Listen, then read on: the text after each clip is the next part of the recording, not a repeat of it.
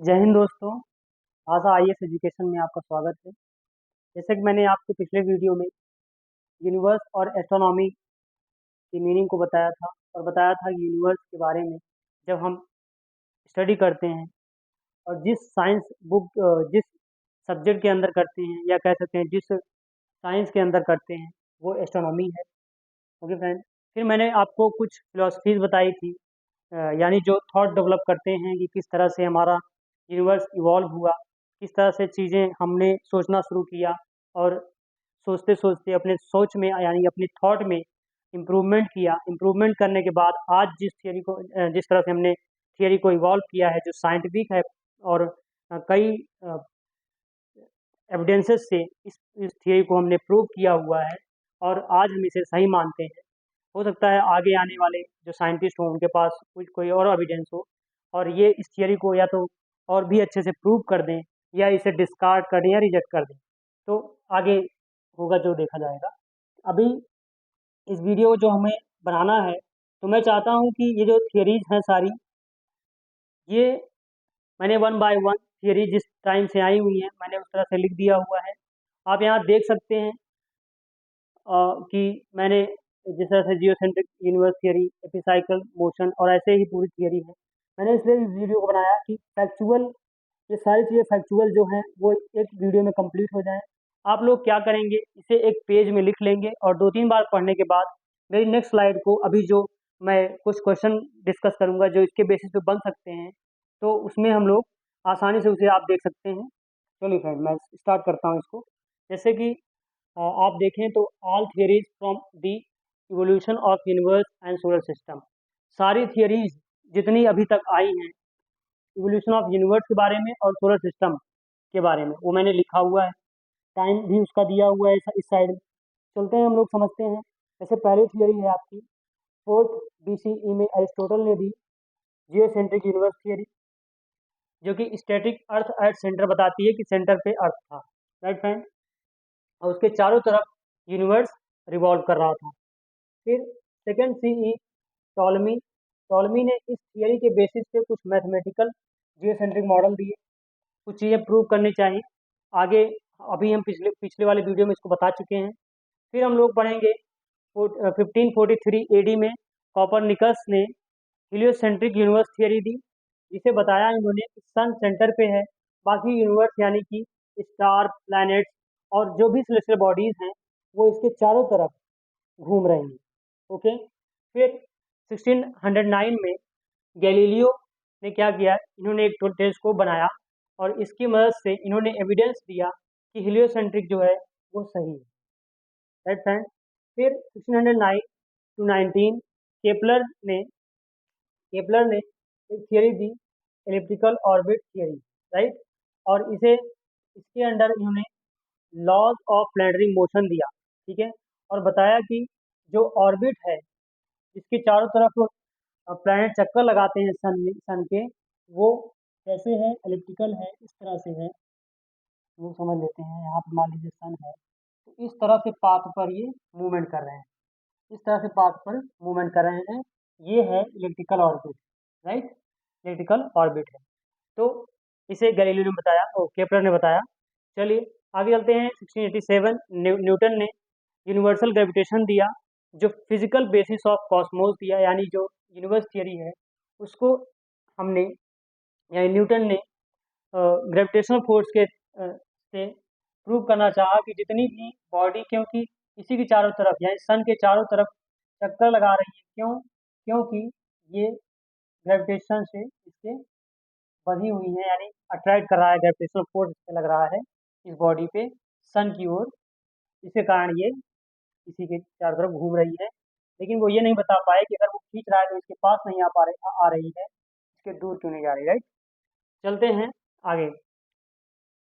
फिर हम चलते हैं यहाँ से 1755 Immanuel Kant nebular hypothesis. 1755 Immanuel Kant nebular hypothesis. तो फर्स्ट डायनेमिक सोलर सिस्टम, क्योंकि इससे पहले माना जाता था कि जो पहले तो उन्होंने बोला कि अर्थ जो है सेंटर पे है, स्टैटिक यानी उसी रुकी हुई है अर्थ, उसके चारों तरफ सारी चीज घूम रही है। फिर दूसरी थियरी में सन को बताया गया कि सेंटर पे है और अब भी ये माना जा रहा है कि अभी भी सन जो है रुका हुआ है, ऐसा नहीं कि वो सन घूम रहा है। लेकिन पहली बार इमैनुअल कांत ने सोलर सिस्टम को बताया कि ये रोटेटिंग में है, यानी रोटेट कर रहा है, डायनेमिक है, घूम रहा है। ठीक है। फिर आते हैं लाप्लास, 1796 है यहाँ पे फ्रेंड, 1796 है। लाप्लास मैथमेटिकल नेबुला बताते हैं, और यहाँ पे इसे थोड़ी सी इस थियरी को मॉडिफाई करते हैं, क्योंकि इन्होंने अपनी नेबुलर हाइपोथेसिस में दिया था कि जो नेबुला था, यानी जो क्लाउड था डस्ट पार्टिकल का, जिसमें वाटर वगैरह सारे थे, हाइड्रोजन हीलियम सब था, सब कुछ ये थी, तो वो क्या कर रहा था, वो ऐसे ही पड़ा हुआ था, एकदम सिंपल स्टैटिक था, घूम नहीं रहा था। ठीक है। उन्होंने बोला कि जब कोलिजन हुआ पार्टिकल में, और फिर कोलिजन के कारण उसमें एक रोटेशन आ गया, ठीक है ना, ऐसा बोला कि उन्होंने बाद में रोटेशन आया।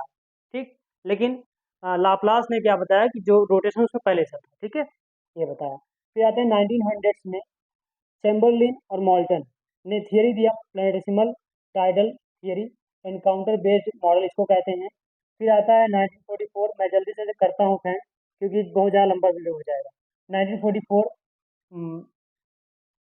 ओटो ओटो स्किमिड ने दिया गैस क्लाउड थियरी, एक्सेप्टेड है, और इंटरमीडिएट इवोल्यूशन इसमें बताया गया, राइट। फिर यहाँ पे 1940 से 50s में एक आते हैं विजयकर एंड क्विपर एंड होयलो, इन तीनों ने मिल करके मॉडर्न नेबुलर थियरी दिया, मॉडर्न नेबुलर थियरी दिया। इन्होंने बताया फाउंडेशन ऑफ करंट मॉडल, यानी कि इन्होंने एक प्रयास किया कि हम जो है, जो आज का सोलर सिस्टम का जो कह सकें कि फॉर्म है, वो इसका फाउंडेशन इन्होंने रखा। ओके। फिर आता है 1927 से 1980 में लेमेत्रे, जॉर्ज लेमेत्रे, हबुल और गुथ ने यहाँ पे लेमेत्रे ने क्या किया, बिग बैंग थ्योरी दी, जो अगले वीडियो में हम लोग बहुत डिटेल में पढ़ेंगे, बहुत अच्छे से पढ़ेंगे, एक एक चीज़ों को समझेंगे, और उसके साथ साथ मैं आपको सारी जितनी ये थ्योरीज हैं उसमें कैसे फिट होती हैं, सारी चीज़ों को मैं बताता जाऊँगा, राइट। फिर हबुल ने दिया एक्सपेंशन थियरी, और गुथ ने दिया inflationary theory. Okay. Current universe model. Okay friend. फिर आते हैं हम लोग, जैसे कि अभी हमने अ, अभी पढ़ा था, बताया था आपको किस तरह से चीज़ें थी, early stage philosophy and observational. यहाँ पे अर्ली स्टेज अगर हम देखें फिलॉसफी, तो लोग क्या मानते थे, ये मानते थे कि जो ये देखते थे उसी को सही मानते थे, कि उनको लगता था कि जैसे अर्थ पे हम हैं तो अर्थ मूवमेंट नहीं कर रही है, और हम देखते हैं कि सन पूरब से पश्चिम की ओर जा रहा है, तो ऐसा क्योंकि कोई भी देखेगा तो ऐसा ही लगता है, हम लोग भी आज देखते हैं तो ऐसा लगता है कि जैसे अर्थ जो है एक जगह पे रुका हुआ है, क्योंकि अर्थ में कोई मूवमेंट तो लगता नहीं हमें, तो हमें लगता है कि जैसे सन जो है वो चारों तरफ घूम रहा है, और इसी बेसिस पे उन्होंने किया। तो ये फिलोसॉफिकल और ऑब्जर्वेबल थी, है ना, यानी ऑब्जर्वेशनल थी। ठीक है, कि अपने आप से सोचा, कुछ समझा, तब बता दिया, राइट। और बताया कि नो बिगनिंग नो एंड, यानी स्टैटिक है, ना ये कभी खत्म होता है, और ना ही ये कभी इसकी शुरुआत भी नहीं हुई थी, और ना ही ये खत्म होगा कभी। ठीक है, ना इसका कोई शुरुआत है, ना ही इसका कोई अंत है, तो स्टैटिक है।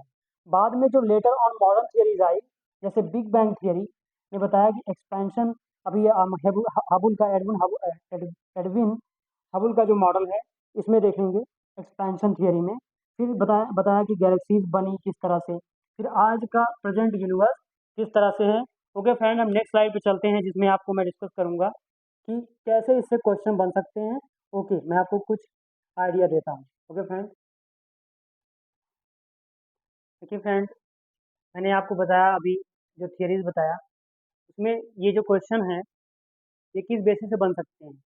जैसे क्वेश्चन ये ऐसे हो सकते हैं कि थिंकर दिया हो, और क्या थियरीज उन्होंने दी है वो मैच करिए।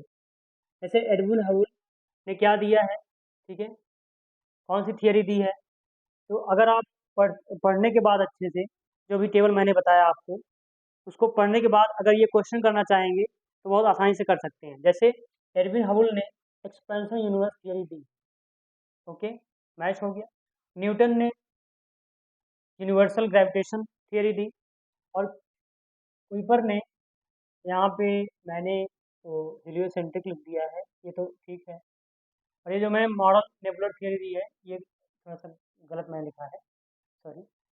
ये आपका कुइपर है, सॉरी, ठीक है, कुइपर है ना, मॉडर्न नेबुलर थियरी, ठीक है। मैं इसको केपलर समझ गया, सॉरी। तो यहाँ से, राइट, ऐसे मैच करके क्वेश्चन आप कर सकते हैं, राइट। तो यहाँ पे ए बी सी डी ऐसे करके आता है क्वेश्चन, 1 2 3 4 ऐसे ही होता है ना। तो हम मैच कराते हैं क्वेश्चन में, तो प्रॉब्लम हो जाती है क्योंकि हमको पता नहीं होती है कि कौन सी थ्योरी किसने दी है, तो दिक्कत होती है। इसलिए मैंने आपको एक टेबल बना के दे दिया, तो आप आसानी से याद कर सकते हैं। जैसे अगर दूसरा क्वेश्चन कैसे आ सकता है, चूज द करेक्ट मैच, किसने सही थियरी दी, कौन सा सही मैच है। जैसे चैम्बरलिन एंड मॉल्टन ने प्लैनेटेसिमल थियरी दी है, लेकिन मैंने यहाँ लिखा है मॉडर्न नेबुलर थियरी, जो कि अभी मैं बताया कि कुइपर ने दी है, होयले और विसेकर ने दी है, ठीक है। तो यहाँ पे ये जो है, ये गलत हो जाएगा, राइट। जैसे देखो, जॉर्ज लेमेत्रे ने क्या दिया है, बिग बैंग थियरी दिया है। नेबुलर हाइपोथेसिस कौन दिया है, ये इमानुएल कांट दिया है, मैंने बताया है, ये भी गलत है। Otto Schmidt gas cloud theory, तो ओटो स्किमिट ने गैस क्लाउड थियरी दी है, ये सही है, ओके। एलन गुथ, तो यहाँ पे इन्फ्लेशनरी थियरी इन्होंने दी है, ये सही है, ओके। और अगर हम यहाँ पे ऐसा करें कि जैसे मान लीजिए ये स्टेटमेंट 1 है, ये 2 है, ये 3 है, ये 4 है, तो इसमें से कौन सही होगा, 3 एंड 4 वुड बी करेक्ट, ठीक है। और किस बेसिस पे आ सकते हैं, जैसे यहाँ पे आपको एक साइड थिंकर दिया होगा, ठीक है, ठीक है, थिंकर दिया होगा, ओके। और दूसरी साइड ये बताएगा कि थियरी का लिमिटेशन क्या है, लिमिटेशन मैच करिए, ठीक है, कौन सी थियरी का कौन सा लिमिटेशन है, राइट। हो सकता है ये आ जाए। तीसरा और चौथा क्या हो सकता है टाइप, जैसे ये थिंकर दिया हो और बताया कि ये बिलोंग कहाँ से करते हैं, बिलोंग कहाँ से करते हैं। हालांकि ये यूपीएससी में आप लोगों से ऐसा क्वेश्चन नहीं पूछा जाएगा, ये जैसे एसएससी वगैरह में, यूपीएसआई वगैरह में जो वनडे एग्जाम वगैरह होते हैं उसमें आ सकता है। हालांकि यूपीएससी में ऐसे क्वेश्चन नहीं पूछे जाते हैं, ये क्वेश्चन पूछा जा सकता है यूपीएससी में भी, एसपीएससी में ये क्वेश्चन पूछा जा सकता है, ये भी पूछा जा सकता है। लेकिन ये नहीं पूछा जाएगा कि लिमिटेशन, हाँ ये लिमिटेशन भी पूछा जा सकता है, थिंकर और जब लिमिटेशन होगा, क्योंकि ये लॉजिकली ऐसे होता है, थोड़ा सा लॉजिकल लगता है, इसलिए जो भी क्वेश्चन आते हैं रीजनेबल लॉजिकल होते हैं यूपीएससी में, ओके। और ये जो अभी मैंने बताया कि ये थिंकर्स हैं, और ये किस देश से belong belong to the country, कौन से कंट्री में बिलोंग करते हैं। और एक पांचवा टाइप क्या आ सकता है, ये थिंकर्स हैं, और क्या आ सकता है कि जैसे किस टाइम उन्होंने दी, टाइम लाइन बताओ, है ना, टाइम लाइन, है ना, क्या टाइम लाइन है थियरी देने का ना, है कि यहाँ से थियरी देने का क्या टाइम लाइन है। ओके फ्रेंड, मैंने आपको भी जो टेबल बताया था, इससे मैंने क्वेश्चन बनाना आपको बता दिया किस तरह से क्वेश्चन आएंगे, ओके। तो अभी नेक्स्ट जो वीडियो आएगा उसमें मैं आपको बिग बैंग थियरी बताऊंगा, और उसमें सारी चीज़ें मैं आपको डिस्कस करता हुआ जाऊंगा, कैसे क्या चीज़ें थी और कैसे आगे चीज़ें बनती हैं, सारी चीज़ें मैं डिस्कस करूंगा आपसे। नेक्स्ट वीडियो मेरा और भी अच्छा होगा। और अगर फ्रेंड किसी साइड आपको ठीक से नहीं दिखती है, तो आप वीडियो को प्लीज़ क्वालिटी बढ़ा के देखें। Thank you so much. Please आप सब्सक्राइब करें मेरा चैनल, और वीडियो को लाइक करें एंड शेयर करें। Thank you so much friend.